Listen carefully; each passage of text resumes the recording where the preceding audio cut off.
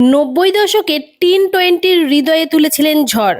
তার লাস্য ও বিভঙ্গে ঘায়েল হয়েছিলেন অনেকেই। দশক দশক পেরিয়ে গেলেও এখনও অমলিন কাঁটালাগা গার্ল শেফালি জারিওয়ালার জাদু। শুক্রবার রাতে হঠাৎই হৃদয়ের স্পন্দন স্তব্ধ হলো তার। ঢলে পড়লেন মৃত্যুর কোলে। সূত্রের খবর, হঠাৎই বুকে ব্যথা অনুভব করেন তিনি। হাসপাতালে নিয়ে গেলে তাকে মৃত ঘোষণা করা হয়। জানা গিয়েছে, আন্ধেরি পশ্চিমের বাড়িতে হার্ট অ্যাটাকে মৃত্যু হয়েছে তার।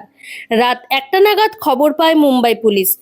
চিকিৎসকরা জানান, হৃদরোগে আক্রান্ত হওয়ার পর স্বামী পরাগ এবং আরও 3জন শেফালিকে হাসপাতালে নিয়ে যান, কিন্তু ততক্ষণে শেষ নিঃশ্বাস ত্যাগ করেছেন তিনি।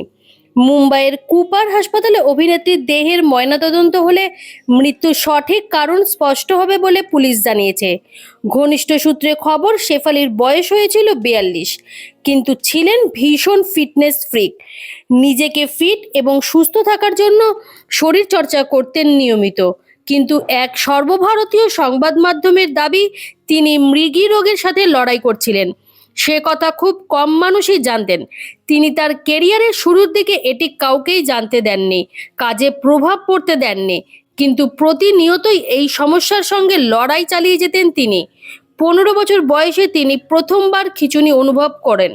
তারপর দীর্ঘদিন মানসিক চাপ এবং উদ্বেগের মধ্যে ছিলেন। তবে চিকিৎসা, নিয়মিত ব্যায়াম ও মানসিক জোরে অভিনেত্রী ভালো থাকার চেষ্টা করতেন। মাত্র 20 বছর বয়সে শেফালি কাটা লাগা গানের মিউজিক ভিডিওতে অভিনয় করে জনপ্রিয় হয়ে যান। সেই সময় হিন্দি ছবি গানের রিমিক্সের রমরমা। সেই সময় কার্যত ঝড় তোলে ধর্মেন্দ্র এবং আশা পারেখের সমাধি ছবির এই গানের রিমিক্সটি।